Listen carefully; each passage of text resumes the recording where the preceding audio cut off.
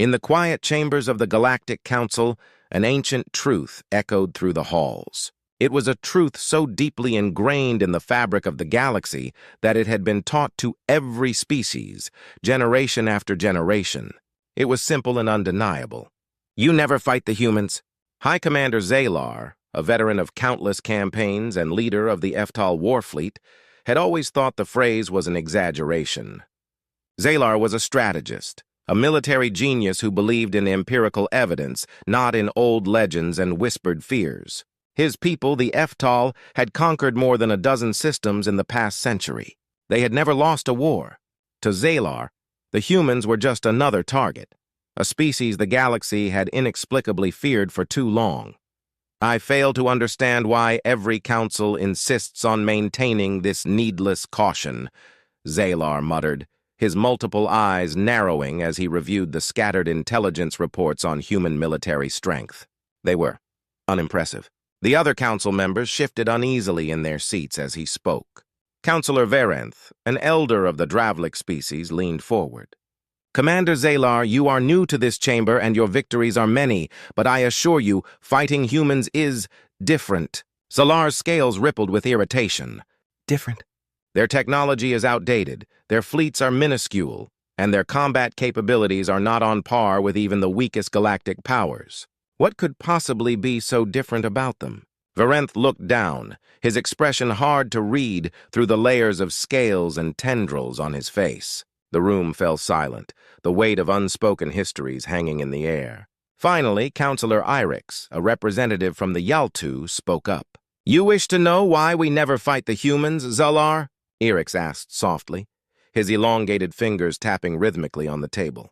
Let me tell you a story. It was more than 300 years ago when the Yaltu, a proud and aggressive species, sought to expand their territory into what they believed to be an unclaimed sector. They were an advanced race, technologically superior to most of the galaxy's civilizations at the time. The only obstacle in their path was a small human colony on a planet called Alara 7. The Yaltu assumed that the colony, with its primitive defenses, would fall easily. Their warships descended upon the planet expecting a quick and decisive victory. But what they encountered was nothing short of terrifying. At first, the humans didn't respond. No pleas for surrender, no attempts at negotiation, just silence. The Yaltu fleet bombarded the surface, and when that failed, they sent ground forces to secure the colony. It was then that the nightmare began. Human soldiers appeared from nowhere, utilizing tactics the Yaltu had never seen before. They moved in small, coordinated teams, vanishing into forests, mountains, and urban ruins. Every Yaltu platoon sent to capture them was decimated, not by overwhelming firepower, but by precision strikes, ambushes, and traps.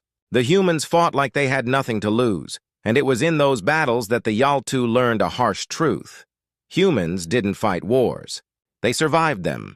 We underestimated their resilience, Irix continued. Human endurance, their ability to adapt, their sheer refusal to give in. It broke us, Zalar. In every encounter, we lost more than we could afford. What we thought would be a swift victory turned into a drawn-out campaign that bled our forces dry. Commander Zalar frowned, unimpressed. So you lost because they hid and used guerrilla tactics. It's hardly a reason to fear them on a galactic scale. Irix shook his head. That wasn't the end of it. After weeks of failed engagements, we decided to deploy our superweapon, a planet killer that would end the war in a single strike. We believed we could break them, even if it meant destroying their colony. Zalar's eyes gleamed with curiosity. And? Did it work? Irix's expression turned grim. We fired the weapon and it hit Alara 7 with the force of 1,000 suns. The entire planet was engulfed in flames. We thought we had won, that the humans would finally be crushed. But then, they retaliated, Irix whispered. We never knew how. One moment our fleet was intact and the next their ships, their real ships, appeared. They had been watching us the entire time. They allowed us to strike first, and when we thought we had the upper hand, they revealed their true capabilities. Their fleet was unlike anything we had ever seen. Ships that moved faster than light itself. Weapons that bypassed our shields entirely. And then, there was the black ship. Zalar leaned forward, intrigued. The black ship? Irix nodded. A massive human warship. It appeared out of nowhere, a silent, ominous giant in the void. It didn't fire any weapons. It didn't need to. The moment it arrived, our systems shut down. Communications, engines, life support. Everything went dark. And then, Zalar pressed, his voice betraying a hint of anxiety. The humans boarded our command ship, Irex said quietly. Not to negotiate, not to surrender. They came to make one thing clear: we don't start wars, but we always finish them. Commander Zalar's bravado faltered as the weight of Irex's words sunk in.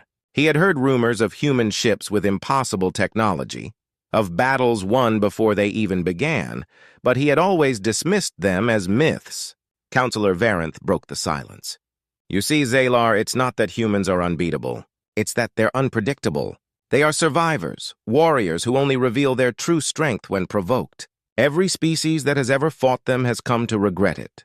And those who thought they could win, well, let's just say no one has heard from them in a long time. Zalar, for the first time in his career, felt doubt creep into his mind. He had always believed in the power of strategy and overwhelming force, but humans, they were different.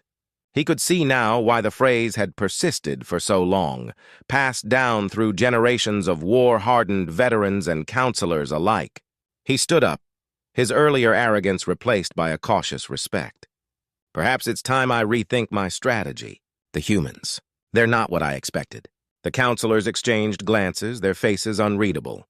Varenth spoke one final time, his voice calm and steady. That's why we never fight the humans, Commander.